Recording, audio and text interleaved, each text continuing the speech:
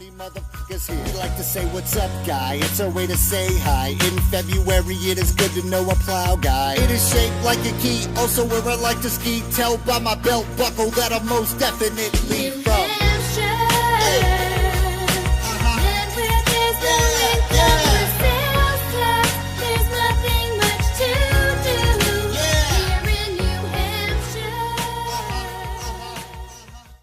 What's up, my diggers? I did receive a package from a good friend of mine overseas. Gentleman whose channel is called Pondguru. I know a couple of you may have heard of him. He's a great guy, and I'm going to unpackage what he sent me. I'm going to do a little bit of cleanup. He sent me a bunch of uncleaned coins he gave to me to clean. They find these large pennies and half pennies and stuff like that the way we find memorials and wheat cents, you know. So let me get on those and start cleaning them up a little bit, and get back to you in a few minutes, and you get to see some of the items that will be in an upcoming giveaway contest. So let's start off with the coins from the somewhat newest, so to speak. This is a 1959 penny. Yeah, go ahead and laugh at me, everybody over in the UK, because I flip them opposite of you guys. Ha ha ha. Those of you who don't know, over in the UK, their coins flip this way, whereas our coins flip this way. So I always end up doing it back asswards. So there's that. 53 1 shilling, 1953 1 shilling. Oh, almost did it again. With the Queen. I believe this is a 32 or a 42. I think the date's kind of scratched off. It looks like a 32. That's Britannia on there, and it's a penny. With the Queen. Half penny. 1929. I didn't clean this side too much, figuring that possibly whoever wins this may want it either dirty or clean it themselves. So this is a 27 half penny. Let's get the King on there.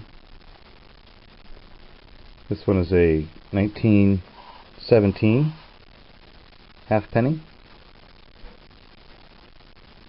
This one threw me a little bit. It's really in bad shape for as young as it is, so to speak, as far as British coins go.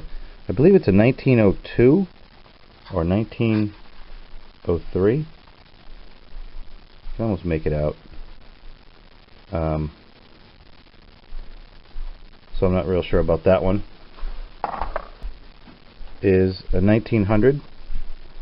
I don't know, I might keep this one. This is the year my house was built. That's a 1 penny. And the last coin in the pack, well, second to last coin in the pack, was this here. This one's pretty toasted. I couldn't get anything really off of it, and I'm sure Rich couldn't really get much off of it either. I probably tried a little harder than he did, being that, you know, he sent it to me and he already knew it was nothing super spectacular, but I'll throw that in there. This religious medallion, this sucker is huge. Must have rang in like a beer can. A lot of corrosion on it, so really not a lot of detail to be had, but still a pretty cool find nonetheless. If somebody who you know, likes this type of stuff and is into this sort of thing, wants to enter the contest that this is going to be in, and that might be something you like. He sent me an assortment of buttons.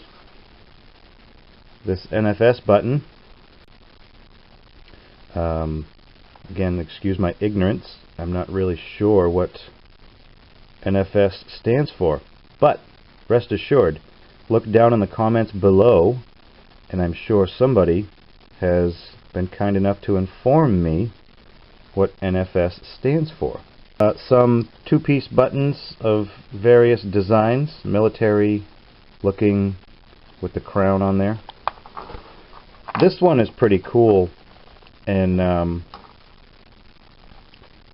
it has an anchor on it, so I thought it was Navy, but I don't believe it is, because at the bottom it says, or on that banner, down that banner, it says the Boys Brigade. In the U.S., we call the Boys Brigade, we have an organization just like it, we call it the Boy Scouts, or the Cub Scouts, or the Eagle Scouts, depending on your rank and level in the group. So that's a pretty cool pin. I guess it's a pin. It looks like it goes in a buttonhole, you know, to decorate an existing occupied buttonhole. I got an assortment of bag seals that Rich sent. Bag seals are always fun to find, because pretty much know they were lost shortly after they were made. Not like people carried them around or anything. So I like finding bale seals and bag seals. Those are fun. Then I got a bag, a big baggie full of musket balls. Thank you very much, Rich. Appreciate that. I've got two cherry-picked ones here that I'm keeping. I've never found one that was poured but unfinished as of yet. So I'm going to keep this large caliber one and this small caliber one from my collection. Probably the coolest relic that he sent me was this here padlock. Would have taken an old style skeleton key, and this would be the hinge part. And I can't quite get the lettering off of the front of it, but the back of it says, patent applied for, PP Co. Ltd. I don't know what PP, I know what PP is. I don't think that's what they're talking about though. But I'll definitely be admiring this for a while until I have a contest to give it away. So there's a lot of it, folks. Look at that.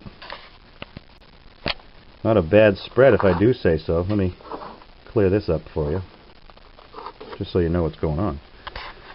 So there it is, folks. My package from my buddy Rich, aka Pondguru. I will put the channel page across the screen right around here, and I will put a link in the description of this video. Thank you for liking, commenting, and subscribing, and watching. If you've made it this far, I appreciate it very, very much. Thank you, Rich. Appreciate it. Much obliged. I was not expecting half of this, for sure. So, oh, I did forget one piece. Probably another one of the oldest pieces here. This is a spindle whorl.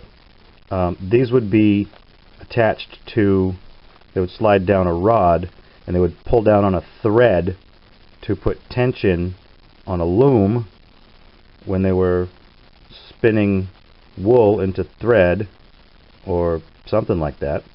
I'm not real sure. And it's not very often, we don't dig them over here in the States. I don't think we've ever found any of these. They're pretty popular in Europe though. And it's not very often you find a decorated one. You know, they had more of a mechanical function than they did a decorative function. So that's pretty interesting. Thanks again, Rich. Appreciate it. Love you, man. Swing, beep, dig. Wasn't that cool? That was very nice, Rich. Thank you so much. I appreciate it. Great guy, great friend, excellent detectorist, awesome videos. If you're into coin shooting, into relic hunting, he finds a ton of that too. If you're into bushcraft, or what we over here in the States would call survivor skills, you know, what to prepare in your bug out bag, how to start a fire out in the woods, go check out his channel. He's got a lot of very informative videos. He does a lot with tank fish. He operates a pet store, so to speak, but it's fish. It's all aquarium fish. He's got a lot of interesting videos on different types of filter media. So it's really a very informative channel. Go check him out. Give him a sub if you haven't already. And until I start giving this stuff away, swing, beat, dig. Oh, and for those of you that showed some concern and interest, or interesting concern, in my poison ivy dilemma, it's just about cleared up. Just a little bit of yucky stuff right here left. But you should have seen my face Tuesday morning. I felt like a newborn puppy. So after a good shower and a rub down in the face area there, and get the crusties out of my eyelashes to get my eyes open, I still look like this. So again, one of the many hazards we face in our hobby. But you know, course of prednisone and a little bit of patience, and we're all good. Not a problem. No big deal. Thanks again, guys. Appreciate it. Swing, beat, dig.